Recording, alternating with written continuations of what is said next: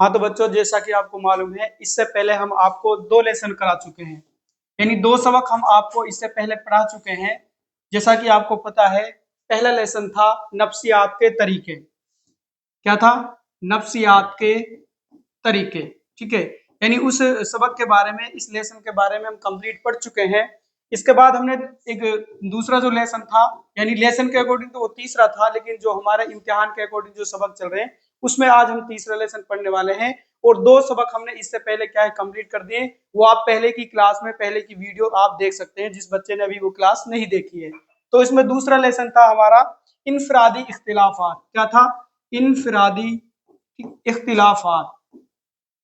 क्या था? इनफरादी इख्तिलाफात। ठीक है, और इससे पहले जो लेसन है वो है नफ्सियात का क्या है, तारुफ, यानी मनोविज्ञान का परिचय। वो लेसन आपके इम्तिहान का मतलब का नहीं था, इसलिए हमने नहीं कराया। तो हमने जो अपनी शुरुआत की थी अपने दूसरे लेसन से की थी, जो हमारी किताब है नफ्सियात वाली, उसमें से दूसरे लेसन से हमने शुरुआत की थी, जिसमें से दूसरा लेसन था, दूसरा सबक था हमारा नफ्सियात के तरीके, जो कि हमने मुकम्मल आपको वीडियो बना दी है, उनको आप देख सकते हैं। और उसके बाद हमने जो तीसरा लेसन था, जो दूसरा लेसन कराया, उनमें इनफरादी इख्तिलाफात, यानी इंसानों में जो फर्क पाया जाता है, उनके किरदार में, उनकी दिलचस्पी में, ठीक है, उनके व्यवहार में, उसके बारे में हमने कंप्लीट मुकम्मल इस सबक में पढ़ लिया था। आज हम बात करते हैं अगले सबक में, जिस सबक का नाम है आमोजिश। ठीक है, सबक का नाम क्या है? आमोजिश। और ये सबक आपका सबक नंबर है चौथा, लेकिन हमारे जो इम्तिहान के एतबार से जो चल रहा है वो है आपका सबक नंबर, लेसन नंबर 3। तो सबसे पहले आप पहले तो ये जानेंगे, जो सबक का नाम है, टाइटल है आमोजिस। इसको इंग्लिश में बोलते हैं लर्निंग, और हिंदी में बात करते हैं, हिंदी में कहते हैं इसको अधिगम। यानी कुछ बच्चे ऐसे हैं जो हिंदी में थोड़ा अच्छी नॉलेज रखते हैं, तो उनके लिए भी जरूरी है हिंदी में बताना। बाकी उर्दू में तो आपके लिए बाकायदे लिखा हुआ है, समझाना हमारा काम है। ठीक है, अधिगम। और दूसरे तरीके से जो आसान अल्फाज में हम इसको कहना चाहते हैं वो है सीखना। यानी आमोजिस किसको कहते हैं? सीखना। यानी इस लफ्ज से आपको पता चल गया होगा आज जो हमारा सबक है वो क्या है? अधिगम, आमोजिस, सीखना। आपने देखा होगा हर इंसान जिंदगी में कुछ ना कुछ सीखता रहता है, या आप यूं कह लीजिए इंसान पैदाइश से लेकर मौत तक कुछ ना कुछ सीखता रहता है। अब चाहे वो उसकी जिंदगी में उसके लिए क्या हो, फायदेमंद हो या नुकसानदायक। अगर उसके लिए फायदेमंद है सीखना, तो जाहिर सी बात है वो उसको करता रहता है। वो हो जाता है उसका क्या है? अभ्यास, जिसको मुशाहिदा या तजर्बा कहते हैं। एक चीज क्या है, इंसान ने कोई अमल किया और उस अमल से उसने क्या है, वो सीख लिया, और वो आगे तार उसको कारआमद हो गया, तो वो उसके क्या आ गया? अनुभव में आ गया, तजर्बे में आ गया, और उसी के हिसाब से वो अगला फेल को करता रहेगा। तो आज जो हम इस सबक में जानेंगे, जो पढ़ेंगे, वो क्या है? आमोजिस, यानी सीखना। यानी इंसान या कोई भी बच्चा है किस तरह सीखता है, उसके सीखने के कितने तरीके हैं, और वो सीखने में क्या क्या चीजें उसके लिए फायदेमंद होती है। तो शुरू करेंगे अपने सबक के साथ। ठीक है, सबक का नाम होगा आमोजिस। आमोजिस यानी सीखना, ये आप थोड़ा सा याद रखें, और इसी के बारे में आज हम क्या करेंगे? चर्चा करेंगे, गुफ्तगू करेंगे, बातें करेंगे। बहुत आसान सबक है, बिल्कुल अपनी जिंदगी के, अपने अखलाक और व्यवहार के साथ इसको समझते चलेंगे, आपको बहुत ही आसान हो जाएगा। क्या कह रहे हैं? इधर देखो, ये रहा। आपने किसी छोटे इंसानी बच्चे को देखा होगा। अगर आप किसी नवमूलोद बच्चे की, यानी जो क्या है, जो अभी अभी पैदा हुआ है, या फिर क्या कह सकते हैं आप, बिल्कुल छोटा बच्चा है, ठीक है, जिसको हम हिंदी में बोलते हैं नवजात शिशु। यानी जाहिर सी बात है, जो भी महीना, 2 महीने, 4 महीने, 6 महीने का जो बच्चा है उसको बोलते हैं नवजात शिशु। कहने का मतलब ये है, एक छोटा सा बच्चा होता है, उसको जब वो, उसके ऊपर अगर आंख के ऊपर हम हाथ को फेरते हैं या हाथ को करते हैं, तो जाहिर सी बात है वो पलकों को झपकाता है। अब आपने देखा होगा ये बच्चे ने कैसे सीख लिया। तो इसलिए तो कहते हैं कि बच्चा या कोई भी हो, पैदाइश से लेकर मौत तक सीखता रहता है। कुछ चीजें क्या है, वो फितरती होती है, जिसको हम बोलते हैं स्वाभाविक। हिंदी में बात करें उनको कहते हैं स्वाभाविक, और उर्दू में बात करें उसको कहते हैं फितरती, यानी जो पैदाइश से ही आपके पास जिंदगी में होती है। तो उसी के बारे में बात करें। जो बच्चा नवजात है, छोटा बच्चा है, उसकी आंखों के सामने अपने हाथ हिलाए तो वो खुद ब खुद अपनी आंखें बंद कर लेगा। तो ये भी तो एक सीखना ही है भाई, हमने उस बच्चे को सिखाया थोड़ी है कि हमने उसके आंखों के सामने हाथ किया और उस बच्चे ने अपनी पलकें झपा ली, या हमने उससे पहले कहा हो, क्योंकि वो तो बिल्कुल छोटा बच्चा है। तो ये भी उसकी जिंदगी में क्या है, एक सीखना है। आगे क्या करें, एक इंसानी बच्चा इस्तरारी अफआल या इस्तरारियों के साथ पैदा होता है, यानी कुछ ना कुछ अपनी जिंदगी में कुछ ना कुछ चीजें लेकर सीख कर पैदा होता है। और जब बड़ा होकर बालिग हो जाता है तो बहुत से पेचीदा किरदारों को अंजाम दही के लायक हो जाता है, और धीरे धीरे जब वो बड़ा हो जाता है तो उससे भी मुश्किल काम को करने लग जाता है। एक मैं आपको मिसाल देता हूँ फितरती जो सीखने की जो क्रिया होती है उनके बारे में। आपने देखा होगा मछली से जो मछली पैदा होती है, यानी वो जो मछली के बीज बच्चे होते हैं, तो जाहिर सी बात हो तैरना कैसे सीख जाते हैं, क्योंकि उनको वो चीज क्या थी, सलाहियत में, फितरत में थी, पहले से ही थी। वो क्या कर रहे हैं, सीखना है, मतलब मछली पानी में तैरना सीख जाते हैं, तो इसको ही बोलते हैं फितरती सलाहियत। ऐसा आमोजिस यानी ऐसा अधिगम, ऐसा सीखना इस आमोजिस की वजह से होता है, यानी ये जो क्रिया की है, जो अमल किया था, ये क्या है, आमोजिस की वजह से था। आमोजिस का अमल मुसलसल होता है, यानी अगर कोई बच्चा सीख रहा है तो ये अमल क्या है, ये क्रिया है, जो फैल है, ये लगातार होती है, ये चलती रहती है और तमाम जिंदगी जारी रहती है। ऐसा नहीं है कि सीखना सिर्फ एक मुख्तसर है, छोटे ही टाइम के लिए, कुछ वक्त के लिए, बल्कि सीखना इंसान की जिंदगी के साथ चलता रहता है। फॉर एग्जाम्पल बात करें, एक छोटा बच्चा है, हरूफ तहज्जी से वो सीखना शुरू करता है, और उसमें भी अलिफ बा पा पढ़ता है, तो उसके जो तलफ़ुज़ होता है, उसका जो उच्चारण होता है, प्रोनाउंसिएशन, वो भी सही नहीं होती। लेकिन जब वो बार बार उसमें क्या करता है, अभ्यास करता है, प्रैक्टिस करता है, तो उस हरूफ तहज्जी को बाकायदा तलफ़ुज़ के साथ बोलना कर देता है, शुरू कर देता है, यानी वो सीख जाता है, कहने का मतलब ये है। आगे क्या करें, यानी तमाम जिंदगी ये जारी रहती है। रोशनी का बटन दबाने और मेज से किताब उठाने जैसे सादा किरदारों से लेकर क्या है, कार चलाने और हवाई जहाज उड़ाने जैसे पेचीदा क्या है किरदार आमोजिस के सबक हकीकत बन जाते हैं। यानी बच्चा क्या है, शुरू से पैदाइश से लेकर इन छोटे छोटे अमल के साथ साथ बड़े बड़े काम करना क्या कर जाता है, आमोजिस के जरिए सीख जाता है। जैसे कार चलाना, हवाई जहाज चलाना, कोई भी अमल है तो क्या है, आमोजिस के जरिए ही सीखता है। आगे क्या करें, आगे बात करते हैं। आमोजिस से एक शख्स वो कुछ बन जाता है, यानी इस अधिगम से, इस सीखने से एक इंसान वो बन जाता है जो क्या है, बनना चाहता है। मिसाल तौर पे एक बच्चा पढ़ने की क्या है, प्रैक्टिस कर रहा है, या कोई भी काम की, कोई बिजनेस की क्या कर रहा है, प्रैक्टिस कर रहा है, तो जाहिर सी बात है वो बार बार से तजर्बा करके, प्रैक्टिस करके, अभ्यास करके वो क्या करता है, जो चीज वो बनना चाहता है वो क्या करता है, बन जाता है। किससे, आमोजिस से, अधिगम से। जबकि वो अभी वैसा नहीं है। तमाम बच्चे बच्चे इज़्तिरारी अफ़आल की महदूद सलाहियत लेकर पैदा होते हैं, लेकिन आमोजिश के जरिए।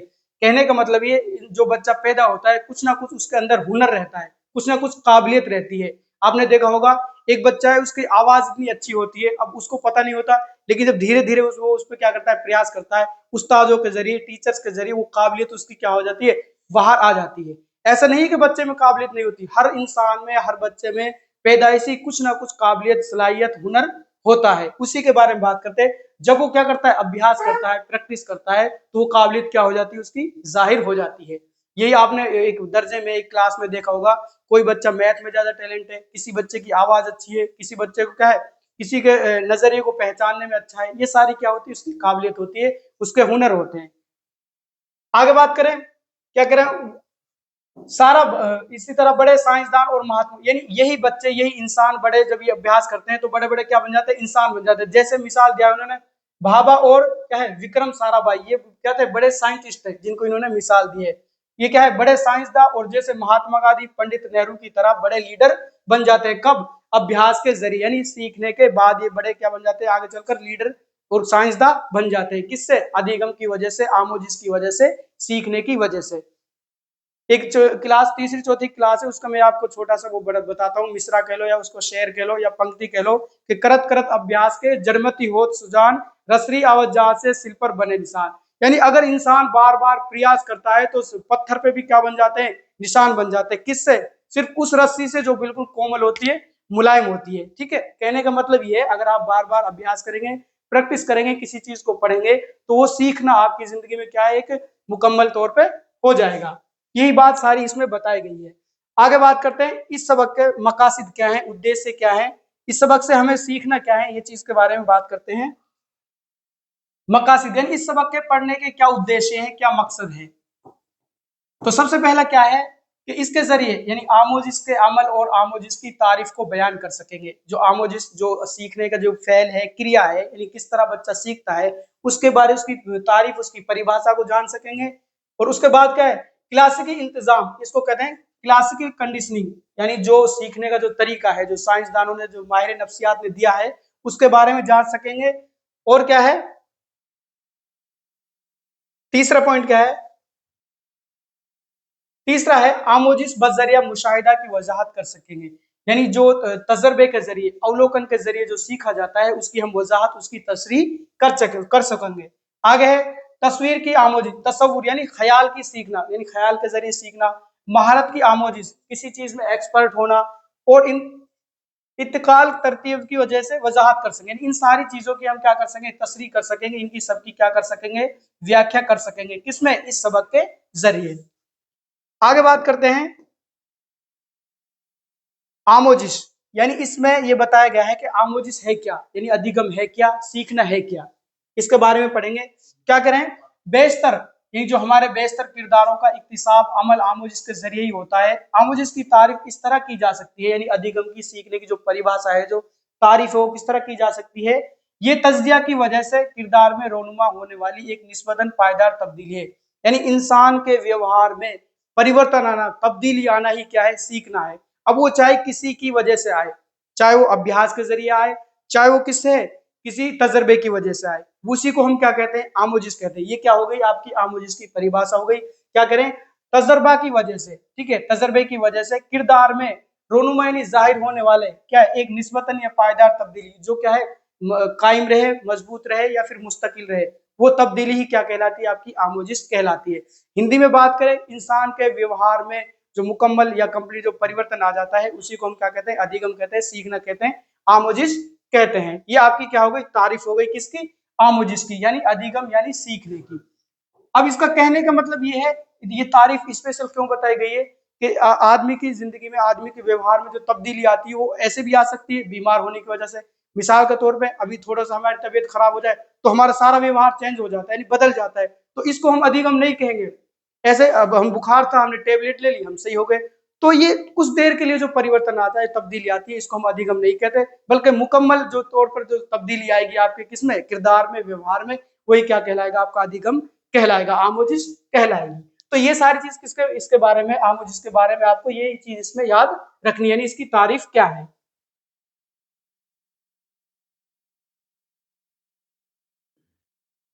आगे क्या करें, आमोजिश की किलेदी खुसूसियत तजर्बा है, यानी सबसे इंपॉर्टेंट चीज क्या है, तजर्बा। तजर्बा कहते हैं अभ्यास या फिर अनुभव, ठीक है, सॉरी अनुभव ही कहेंगे, अभ्यास तो नहीं कह सकते, तजुर्बा कहते हैं अनुभव को, इसको, अनुभव को, ये आप याद रखें ना। यानी सबसे इंपॉर्टेंट खुसूसियत क्या है उसकी, अपने आमोजिश की, वो है आपका क्या है, तजर्बा है। किसी अमल या तजदिए के बगैर आमोजिश नहीं हो सकती। क्या करें, किसी भी तजर्बा के बगैर आमोजिश नहीं हो सकती। तजर्बा का मतलब क्या है, अब मैं आपको छोटा सा उदाहरण दूंगा, उससे आप समझ जाएंगे। एक बच्चा है छोटा सा, उसको नहीं पता आगे आंच आंच जल रही है, अब उसको क्या पता है आंच है। जैसे ही बच्चे ने उसकी तरफ आगे बढ़ा और हाथ उससे टच किया तो उसका हाथ जला, तो जाहिर सी बात है अब दोबारा वो बच्चा आग के पास नहीं जाएगा। क्यों? क्योंकि उसको तजर्बा हो गया, अनुभव हो गया कि इसके हाथ लगने से हाथ क्या है, जलता है, इससे दुख पैदा होता है। तो ये उसका क्या हो गया, तजर्बा हो गया, अनुभव हो गया। तो इसीलिए जो तजर्बा है इंसान की आमो, जिसमें इंसान के सीखने में बहुत ही इंपॉर्टेंट चीज है, बहुत ही खास चीज है, इसी बात को ये कह रहे हैं। आगे क्या करें, मिसाल के तौर पर बच्चे के अंदर नशोनुमा या बड़ा होने अमल की तब्दीलियां जो उम्र के मरहलों में रोनुमा होती है, जैसे घुटनों चलना, खड़े होना, ठीक है, और चलना वगैरह आमोज इसमें शामिल नहीं होती। कहने का मतलब ये, एक तो इंसान की जिंदगी में एक बच्चा है, वो बच्चा पहले घुटनों से चलता है, फिर खड़े होकर चलता है, तो ये उसकी जिंदगी में क्या नहीं है, आमोजिस नहीं, ये सीखना नहीं है। आगे बात करें, क्या करें, जिस तरह बीमारी और मुंशियात से जो आर्जी तब्दीलियां होती है, आर्जी कहते हैं मुख्तसिर, यानी कुछ वक्त के लिए जो तब्दीलियां, परिवर्तन होते हैं, वो भी हमारे आमो जिसमें शामिल नहीं होते। मैंने अभी आपको बताया था, यही बात इसमें कह रहे हैं कि इंसान की जिंदगी में वो तब्दीली जो मुकम्मल तौर पर हो और काफी वक्त तक, लंबे वक्त तक रहे, वही आपकी आमोजिश कहलाती है। मुख्तसर आर्जी तौर पर जो आपकी तब्दीलियां आएंगी आपके व्यवहार में, किरदार में, वो आपके आमोजिश नहीं कहलाएंगी। और उसकी जिंदगी में सबसे बड़ा है तजुर्बा, यानी अनुभव, ये होना जरूरी है। इनके जरिए क्या होती है, आमोजिश होती है। आगे बात करें, बड़ी दिलचस्प बात है कि आमोजिश बराह रास्त काबिल मुशाहिदा नहीं होती, खारिजी किरदार में रोनुमा होने वाली तब्दीलियां से ही आमोजिश के बारे में नतीजा निकाला जा सकता है। यानी अगर आपको आमोजिश को देखना है किसी इंसान में, किसी बच्चे में, तो उसके बाहरी जो जाहिर में जो दिखाई देते हैं, उन्हीं व्यवहार से, आदत अखलाक से उसको जाना जा सकता है, इन्होंने इसके व्यवहार में क्या परिवर्तन आया, क्या इन्होंने सीखा है। कारकर्दगी में बेहतरी से आमोजिश आश्कार होती है। आप खुद अपने इब्तिदाई बचपन के तजर्बात को याद करें, जब आपने अलिफ बा यानी वही बात करें जो मैंने आपको पहले बताई थी, शुरू में बच्चा अलिफ बा और हुरूफ तहजी सीख रहा है तो उसके तलफ़्फ़ुज़ भी सही नहीं है, लेकिन जब बार बार वो अभ्यास करता है, प्रैक्टिस करता है तो उसके हुरूफ तहजी सारे बाकायदा नंबरिंग से भी याद हो जाते हैं। आगे बात करें, आगे क्या करें, हम किस तरह सीखते हैं? ये तो जाहिर सी बात है इंसान सीखता है, लेकिन जो नफ्सियात के मुताबिक हम किस तरह सीखते हैं उस चीज की हम चर्चा करेंगे। क्या करें, हाउ डू वी लर्न, यानी हम किस तरह सीखते हैं। तो आमोजिश आसपास के माहौल के साथ मुताबिक या हम आहंग होने में हमारी मदद करती है। यानी सबसे पहले जो बच्चा सीखता है तो उसके लिए सबसे इंपॉर्टेंट चीज का उसका माहौल, उसके आसपास का वातावरण, जिसके जरिए वो क्या करता है, सीखता है। और उससे भी पहले उसका परिवार, उसका खानदान होता है जिससे वो क्या करता है, सीखने की शुरुआत करता है। उसको हम कह सकते हैं बच्चे क्या है, नकल के जरिए सीखते हैं, अनुकरण करके सीखते हैं। जैसे किसी वालिदैन ने कोई उसका बड़ा भाई है, उसने जैसे ही कोई क्रिया की, फ़ैल किया, तो बच्चा भी उसका क्या करने लग जाता है, नकल करने लग जाता है, अनुकरण करने लग जाता है। उससे भी वो क्या करता है, बच्चा सीखता है। तो सबसे पहले उसका परिवार, खानदान है, उसके बाद जो उसका माहौल है चारों तरफ का, उसके जरिए भी वो क्या करता है, सीखता है। उसी बात को कह रहे हैं, यानी आमोजिश आसपास के माहौल के साथ और हम आहंग जो आपसे जुड़े हुए हैं उनके साथ हमारी मदद करती है, यानी आपको सीखने में आमोजिश में क्या करती है, मदद करती है। कुछ अरसे तक किसी मखसूस समाजी सकाफती माहौल में जिंदगी बसर करने के बाद हम उस माशरे के तौर तौर तरीकों को सीख जाते हैं। मिसाल तौर पर आप किसी भी माशरे में रहते हैं, किसी भी समाज में, तो कुछ दिन के बाद आप उन्हीं के माहौल को क्या है, अपने अंदर क्या कर लेते हैं, पैदा कर लेते हैं। उसी के अनुसार अपने व्यवहार को, किरदार को करने लग जाते हैं।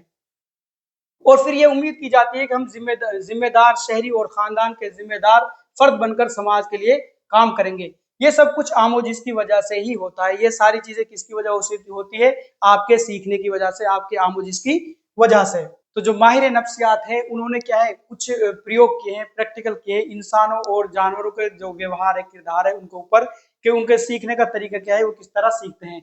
तो पहला ही उसमें क्या है, ये इन्होंने क्या है बताई है कि आपके जो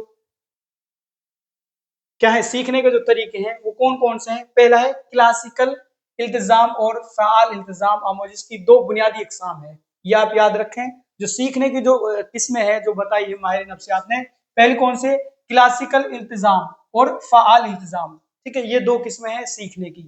उसके अलावा मुशाहिदाती आमोजिश, जो इसके अलावा सीखने के जो और तरीके बताए माहिर नफ्सियात ने, क्या है, मुशाहिदाती आमोजिश और लफ्जी आमोजिश, यानी जो हम अल्फाज बोलते हैं उनके जरिए सीखना। और क्या है, तस्वीरी आमोजिश और महारती आमोजिश से भी होती है। ये सब क्या है, सीखने की किस्में हैं, सीखने के प्रकार हैं। जेल में हम आमोजिश की कुछ अकसाम पर गुफ्तगू क्या है, गुफ्तगू करेंगे। यानी कुछ जो अब नीचे दे रखी है, जो क्या है, माहिर नफ्सियात ने जो सीखने की जो पहली तरीका है वो क्या है, क्लासिक इल्तिजाम, जिसको क्या है, प्लाज्मा के जरिए आमोजिश। ठीक है, यानी इसको बोलते हैं हिंदी में शास्त्रीय अनुबंधन सिद्धांत। क्या है, शास्त्रीय अनुबंधन सिद्धांत। ये किसने दिया है, पहली बात तो आप याद रखें, इसको देने वाले कौन है, पावलोव। कौन है दोस्तों, पावलोव। ठीक है, यानी इसके जो इजाद करता है इस तरीके के वो है पावलोव। ठीक है, पावलोव, इसको याद रखें। अब इसके बारे में पढ़ेंगे, जो इन्होंने तरीका बताया है कि जो इन्होंने सीखने का जो तरीका है वो किस तरह इन्होंने प्रयोग किए हैं, किस तरह इन्होंने प्रैक्टिकल करके क्या है जो सीखने का तरीका निकाला है, उसके बारे में बात करेंगे। मैं आपको थोड़ा सा इसके बारे में पहले बता देता हूँ। जो पावलोव है, इन्होंने क्या किया, जो सीखने का जो तरीका निकाला, इन्होंने क्या है, प्रयोग किया। किस पर क्या प्रयोग, ये आप याद रखें। इन्होंने एक प्रयोग किया था कुत्ते के ऊपर। किसके ऊपर, कुत्ते के ऊपर। ठीक है, अब प्रयोग कैसे किया इसके बारे में हम बताएंगे आपको। पहले मैं थोड़ा सा इसकी स्टोरी बता देता हूँ आपको कि ये क्या करते हैं, एक कुत्ते को लेते हैं और उसके बाद ये क्या करते हैं, आप जानते हैं कि कुत्ते के भोजन देकर लार आना, ये क्या है, जो लार आती है वो स्वाभाविक है, यानी फितरती है। तो इन्होंने उसको क्या है, एक कुत्ते को बांध दिया और उसमें उसको भोजन दिया, भोजन दिखाया। तो जैसे ही भोजन दिखाया तो कुत्ते को क्या आती है, लार आती है। लेकिन इन्होंने उसको जोड़ा, उस कंडीशन को जोड़ा। तो इन्होंने क्या किया, पहले हल्की एक घंटी बजाई। ठीक है, 10 सेकंड घंटी बजाते हैं। फिर उसके बाद क्या लाते हैं, खाना लाते हैं, तो कुत्ते के मुंह से क्या आती है, लार आती है। फिर ये धीरे 2-3 बार इस प्रैक्टिस को करते हैं। तो फिर उसके बाद क्या करते हैं, खाने को नहीं देते, सिर्फ घंटी बजाते हैं। तो घंटी के जरिए ही क्या आ जाती है, कुत्ते के लार आने लग जाती है, जिससे क्या है, वो घंटी से वो जुड़ जाता है। तो इसी को क्या कहा है उन्होंने, शास्त्रीय अनुबंधन सिद्धांत। यानी कुत्ते ने किससे जुड़ गया, उस उद्दीपक से जुड़ गया, किससे, घंटी से। जैसे ही घंटी बजेगी खाना आएगा और उसी के हिसाब से वो लार निकालने लग गया। देखते हैं इसके प्रयोग को, जो इन्होंने पावलोव ने जो प्रयोग किया है कुत्ते पे, उसको देखते हैं क्या कह रहे हैं।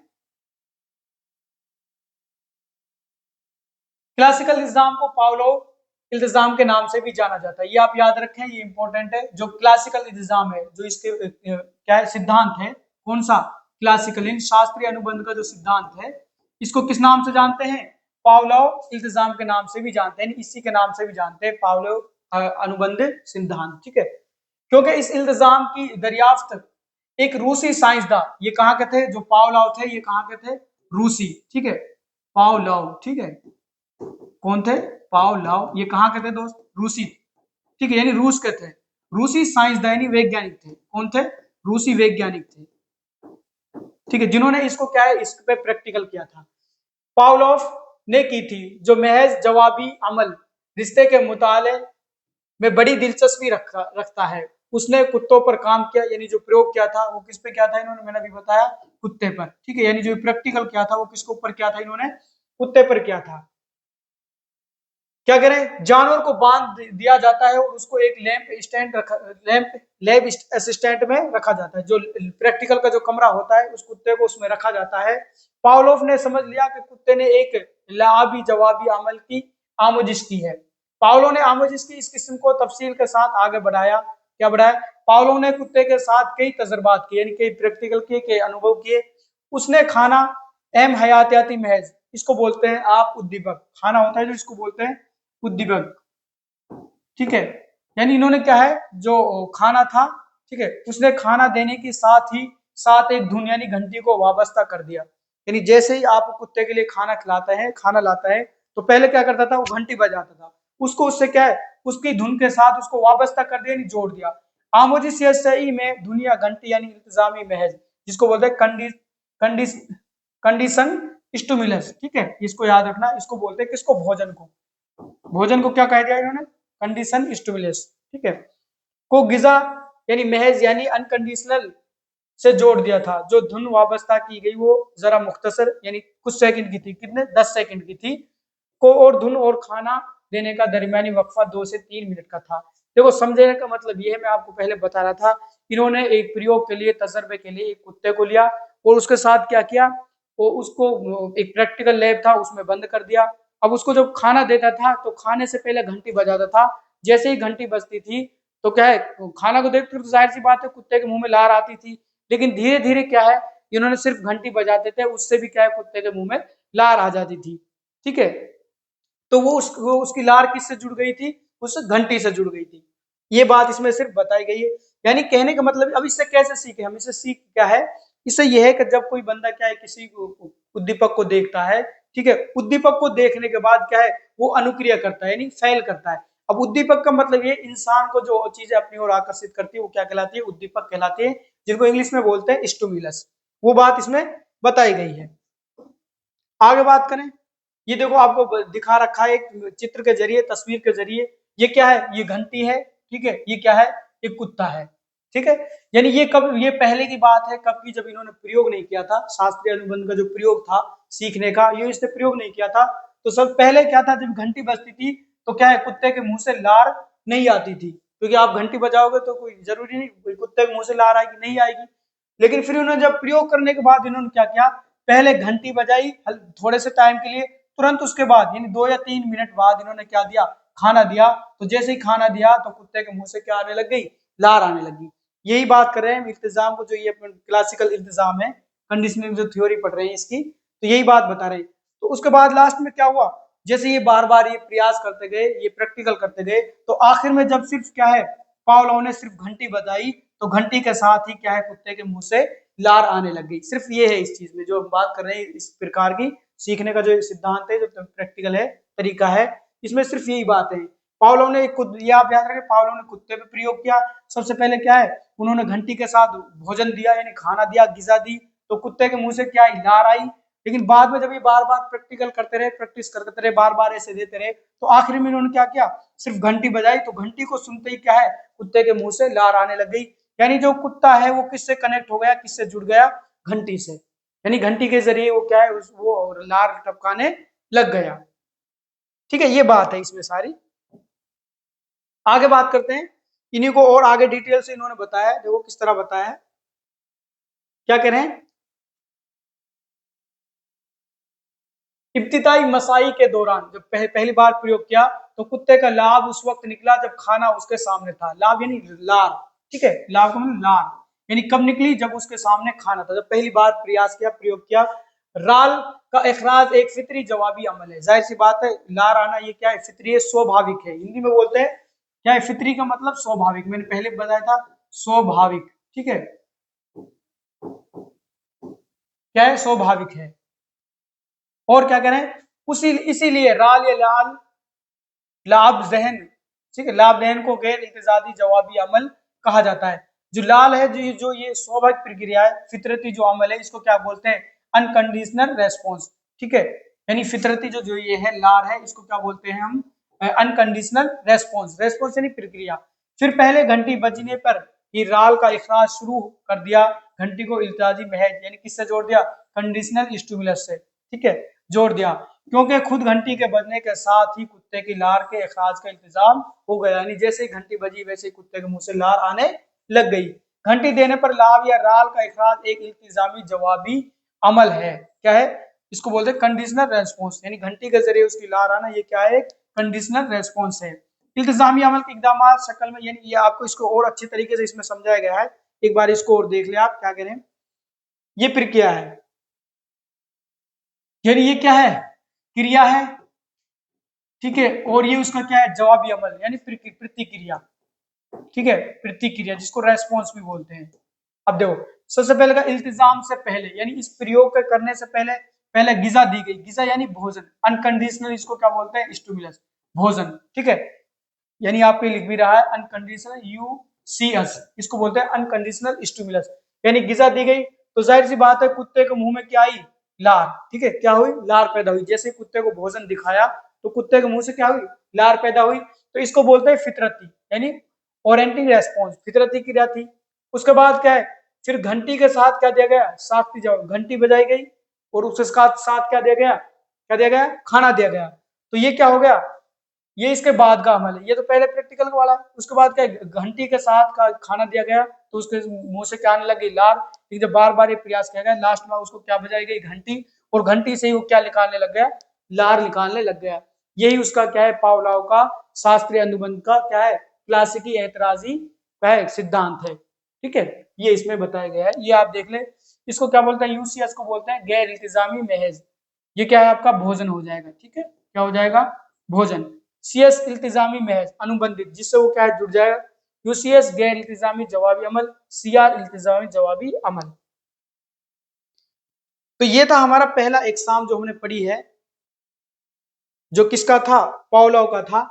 अब क्या कह रहे हैं, इस बात का मुशाहिदा किया जा सकता है, यानी इस बात का क्या है, अवलोकन किया जा सकता है कि इब्तिदाई घंटी की आवाज सिर्फ शनाख्ती जवाबी अमल या क्या है, बेदारी जवाबी अमल को उभारती, यानी सिर्फ उसको बताती है, और लाभ जहन को वो वक्त क्या है, लाभ जहन को उस वक्त पैदा करती है जब गिजा घंटी की आवाज के साथ दूसरे दूसरे से क्या है, जफत करते हैं, तवाफिक के साथ दी जाती है। जैसे ही घंटी बजती है कुत्ता लाभ दहन का इखराज करता है, यानी जो उससे वो क्या है, कुत्ता घंटी से जुड़ जाता है, जैसे ही घंटी बजती है तो वो क्या है, कुत्ता लार छोड़ने लग जाता है।